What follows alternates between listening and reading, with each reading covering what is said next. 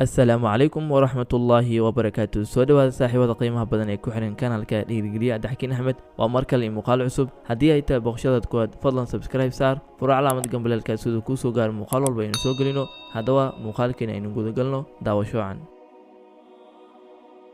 wanaaji xiriirka aad la leedahay Ilaahay subxaanahu wa tacaala, waayo fashilka ugu horeeya ee nolosha wuxuu ka bilaabmaa inuu qofka ku guuldareysto inuu Ilaahay la xiriiro subxaanahu wa tacaala. mar kasta oo aad guul garto Ilaahay xus oo xasuuso una mahadceli Ilaahay subxaanahu wa tacaala.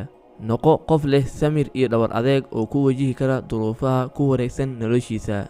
yeelo jadwal kugu haga waxaad qabanayso iyo sidaad u qabanayso. samayso waqti aad naftaada ku raaligeliso oo u sheeg inay tahay mid wanaagsan, wax kastana qaban karta. u fakar si taban, waayo fikirkaagu wuxuu go'aamiyaa nooca shakhsi aad noqonayso, oo hadduu fikirkaagu yahay mid togan, habdhaqankaaga aad nolosha ku wajahaysana wuxuu noqonayaa mid togan. wax kastana wuxuu kugu noqonayaa wax adeeg, kadibna quus ayaad istaagaysaa. laakiin haddaad ku wajahdo fikirkaaga si taban, wax kasta wuu kuu fududaanayaa, si dhib yarna waad u qabanaysaa. samayso waqti aad ku qiimayso waxqabadkaaga shakhsiyadeed. ha noqon qofka afka uun wax ka sheega kana go'aamiya, laakiin ha wada socdaan go'aankaaga iyo waxqabadkaaga. samayso dad kugu dhiirigeliya inaad wax noqoto oo han iyo himilo sare leh.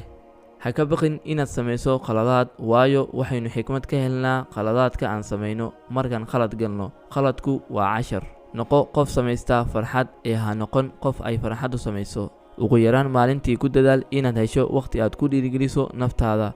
tusaale ahaan, dhegayso qisooyin ku dhiirigelinaya, ama daawo muuqaalo ku dhiirigelinaya, amase wax akhri. ka agdhowow oo ka qaybgal meelaha lagu qabto bandhig cilmiyeedyada.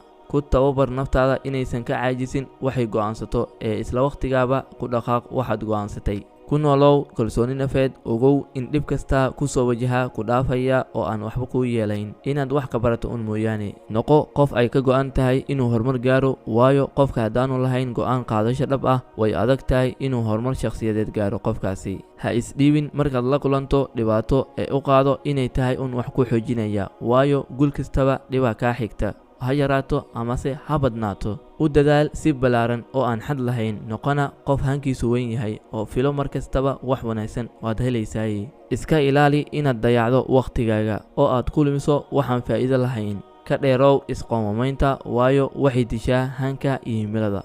ka dheerow dadka niyadjabka abuura ee aan wax rajo ka lahayn nolosha, waayo adna waxay kugu dari karaan kooxdooda. ka dheerow waxyaabaha kugu dhiirigelinaya inaad ka gaabisid horumarkaaga. iska ilaali waxyaabaha kuu horseedaya dib u dhaca qorshahaaga. joogtay xamaasadaada nafeed adigoo dib u jaleecaya guudahaaga aad gaartay. ogow inaan mar kaliya waxaan oo dhan ku suurtagelaynin, ee ay u baahan tahay waqti iyo inaad ku celceliso. waad ku mahadsantahay daawashadaada. ku soo dhowow kanaalka dhiirigeliya Abdixakiin Axmed. haddaad nagu cusub tahay nagu soo biir. haddii aad ka heshay muuqaalka like saar, la wadaag asxaabtaada si aan u helno asxaab wanaagsan sidaadoo kale. waad mahadsantahay mar kale. waa walaalkiina Abdixakiin Axmed. wasalaamu calaykum waraxmatullaahi wabarakaatuh.